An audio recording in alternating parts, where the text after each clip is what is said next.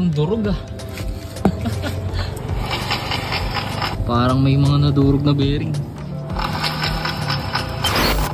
Narinig nyo naman na tunog gastos na naman ang ating motorcycle dahil lumalangit-ngit ang ating torque drive. Kaya ano pang iniintay natin? Pumunta na tayo sa Yamaha para bumili ng piyesa. Torque drive bearing lang naman ang papalitan dito. Ngunit tila ba nakakagulat dahil puwa ka na shit. Napakamahal pala ng original nito.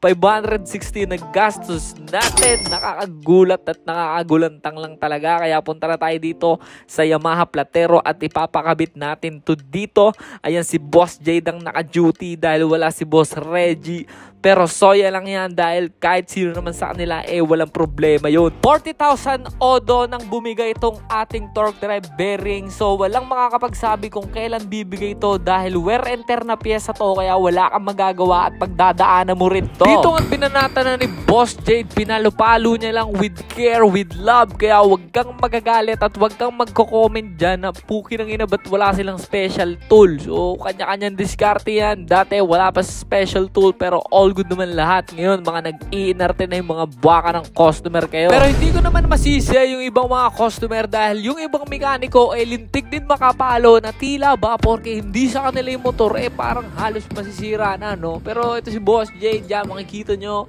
follow with love, follow with care. Talagang banayad whiskey. At kung magtataka naman kayo mga pati kung bakit hindi natin DIY itong parte ng paggagawa dito, isa lang dahilan nun dahil hindi pa ako nakapaggawa nito. So bibili natin yung knowledge kaya pinapanood natin kung paano nila ginagawa para next time tayo naman para talagang the best at syempre TPDT. Pero mura lang naman yung labor nila dito, 250 lang yata yan. At try na natin kung meron pang tunog. Nana?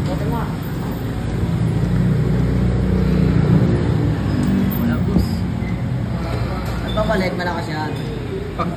At ganun lamang kadali mga padi at okay na ang ating motorcycle. Kaya sinama na rin ni Boss Jade, dilinis niya rin yung ating CVT at nire-grease yung ating torque drive para talagang suwabing-suwabe ang bitaw. Malamang merong question mark sa iyong utak kung bakit nga ba nasisira ang torque drive bearing. Isa lamang ang dahilan niyan, natutuyuan ng langis, hindi masyado nagsi-CVT cleaning. Yun lamang naman ang mga dahilan kung ba't nasisira yung mga padi. At syempre sa katagalan, itong sa atin 4 years na to. Kaya tinesper na ni Boss Jade sa labas dahil tapos na ang ating motor. At buwaka na shit, napakaganda talaga ng ating NMAX. Kaya buy na tayo. 250 yung binayaran ko dito, kaya semi-malumbay. Tapos yung binili natin na pyesa is 560. So total of 810. Tama ba? Yun lamang. Maraming salamat, babush!